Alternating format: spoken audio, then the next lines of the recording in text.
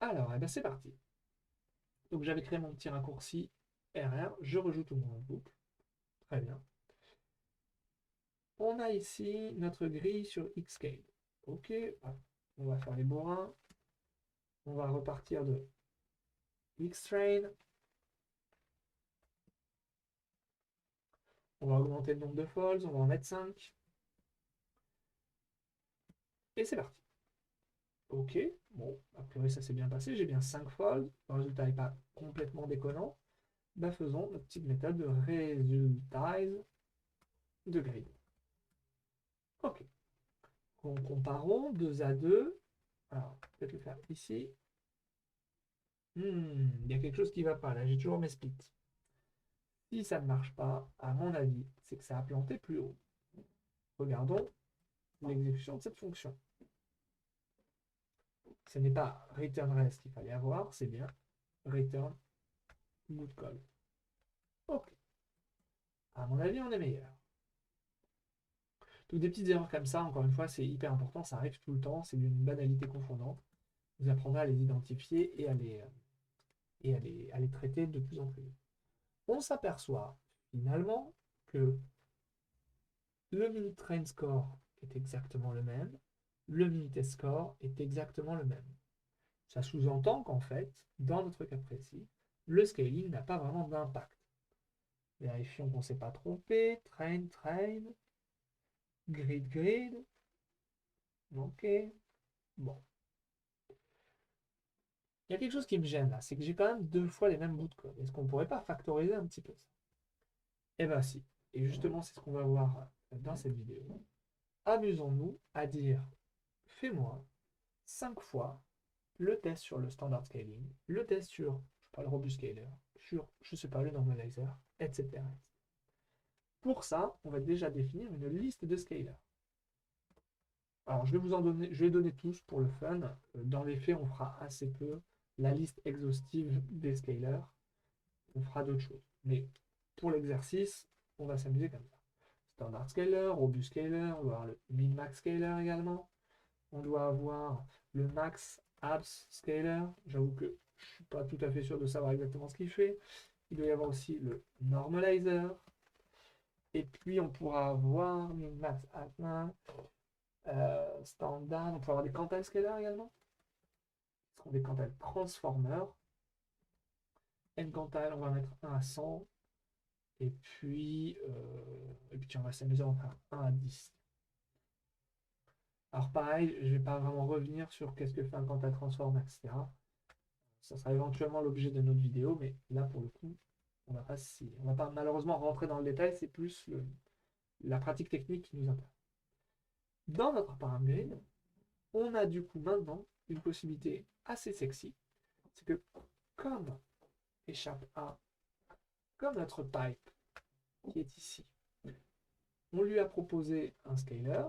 Je vais revenir sur notre pipeline, on va d'ailleurs le redéfinir, ça sera plus qualitatif.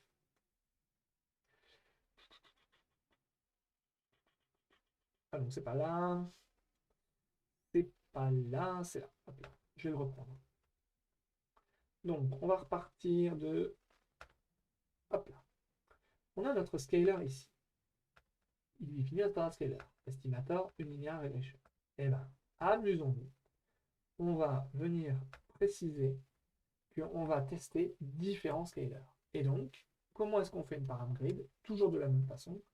Clé de point list. Là, ça va être notre scaler. Et notre liste, on l'a déjà défini, ça va être notre list scaler. Alors, la param grid définie ici est relativement simple. OK, OK, OK et OK. On voit que là, pour le coup, on a 3 folds. Alors, je vais en enlever 3. De 7 candidats. 7 candidats qui considèrent, en fait, à chaque fois, le standard scaler, le robust scaler. 1, 2, 3, 4, 5, 6, 7. OK. Donc on a bien 1, 2, 3, 1, 2, 3, 1, 2, 3, 1, 2, 3, 1, 2, 3, 1, 2, 3, 1, 2, 3, 1, 2, 3. Bon, du coup, supprimons ça et affichons ça. D'ailleurs, pour des raisons, on verra la chose plus tard. Qu'est-ce qu'on a? On a bien cette ligne, cette min fit time, cette standard fit time, mais on a un argument qui s'est rajouté, qui est le param scaler. On voit que on a eu une itération pour le standard scaler avec le nombre de feeds qu'on a demandé, c'est-à-dire 3. Pour le robust scaler, 3 fois. Pour le min-max scaler, pour le maxa, normalizer, etc. Et du coup, maintenant, on peut regarder les scores.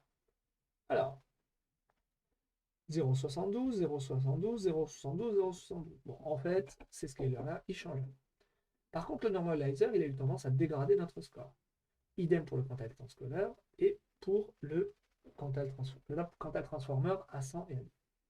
Première chose qui me gêne, ils ne sont pas bien triés, puisque j'ai 1, 1, 3, 3, 7, 5, 6. C'est pas grave. Allons ici et mettons un petit sort value, rank, test. On va voir si ça passe. Peut-être qu'il y a une erreur, on va voir ça tout de suite. Non, c'est 1, 1, 3, 3, 5, 5, 6. Ok, bon. A priori, ça fait plutôt ce qu'on vient de demander. Seul petit truc qui me gêne ici, c'est que j'aurais bien aimé qu'on teste si on ne lui passait pas de scaler. Et c'est bête à dire, mais pour qu'on teste ne pas passer de scaler, il faut lui passer un argument qui est pass flow. Et si je mets pass flow, il va tester le standard scaler, le robust scaler, etc., etc. Et il va tester aussi le passage à travers, c'est-à-dire je passe à travers, je ne fais rien. Donc on va avoir maintenant 3 fois 8, 24, on est bon. Je suis un peu gêné par le fait que ma résultat soit ici, mais bon, on va dire que c'est pas très grave. Et on voit bien qu'on a l'argument pass-through, c'est-à-dire je n'ai rien fait. Et pass-through, standard scaler, robust scaler, min-max scaler et max scaler ont sensiblement les mêmes résultats. D'ailleurs, ils sont à 1, 1. Alors, je ne sais pas pourquoi celui-là est donné à 4, 4 en termes de score, mais bon, on voit que ça n'a pas changé non plus. Très intéressant. Alors, je vous déconseille très vivement de faire quelque chose que je vois parfois, qui est de tester différents estimateurs.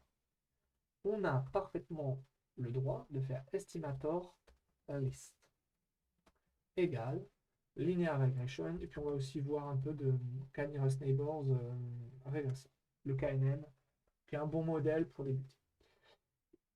Il est algorithmiquement, deux choses à dire. Il est algorithmiquement parlant, en tout cas en termes de code, c'est autorisé de le faire. Ça n'est pas du tout une bonne pratique. Juste un point. Quand on a défini notre paramètre ici, et qu'on a notre pipeline, on voit bien qu'il y a marqué scaler, standard scaler. Mais comme on le passe dans une gate search, il ne va pas vraiment appliquer ce standard scaler là. Il ne va pas vraiment le voir en fait. Il va voir scaler, il va aller chercher au niveau de la paramgrade et il va aller tester directement les différents scalers. C'est pour ça que là, on pourrait limite mettre un autre estimateur qu'on ne connaît ni d'Ève ni d'Adam. Hop là, échappe à estimateur list. Hop là, CTRL C, on va se redéfinir notre paramgrade ici avec estimator, estimator list. Et donc c'est parti, échappe entrée, OK. Problème de syntaxe, ligne 3, qu'est-ce qui ne va pas au début d'estimator? Pourquoi? Parce qu'il manque un virgule ici. OK, DD, on définit notre pipe, et on est reparti pour un petit run. On devrait avoir toujours, non pas 24, mais 48, puisqu'on a doublé le nombre de modèles.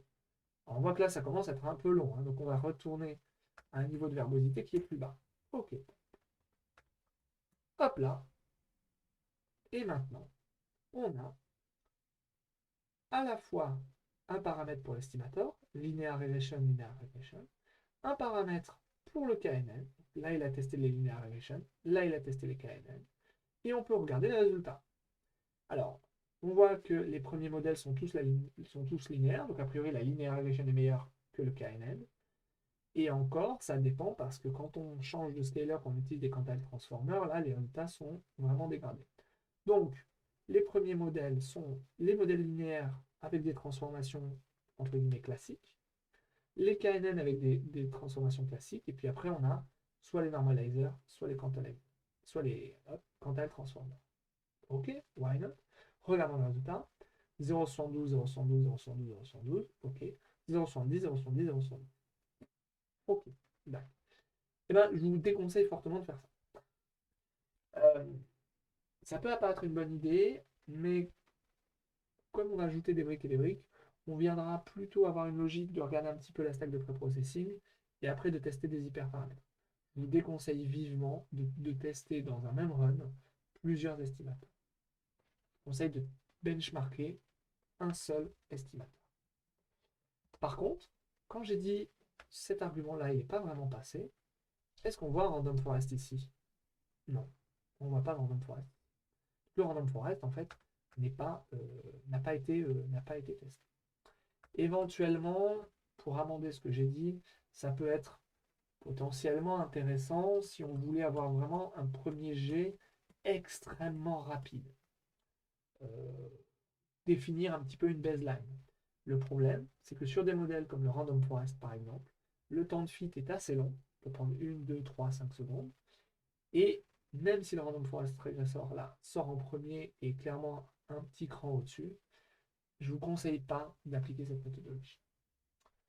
Voilà, là on a posé les bases euh, de l'utilité du parallel grid pour la grid search. On va, dans un second temps, aller un petit peu plus loin. On va regarder un argument magique qui nous permet de regarder la transformation ou pas des données.